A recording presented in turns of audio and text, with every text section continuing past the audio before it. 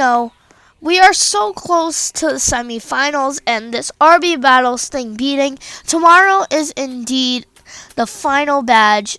So let's see how to get. This is how to get the Build-A-Boat badge. How to get the RB Battles badge inside of Build-A-Boat. So first, you're going to want to click on RB Battles. It's going to say PvP on the bottom. You're going to want to host it and wait for someone to join.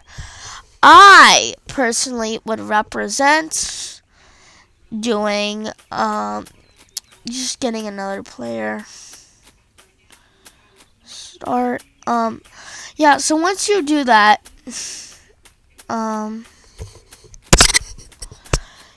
you're gonna want to be PvP playing against someone or other people.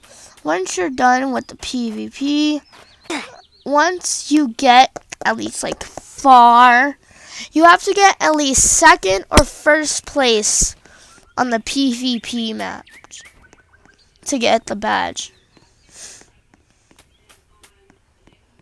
And yeah, good luck.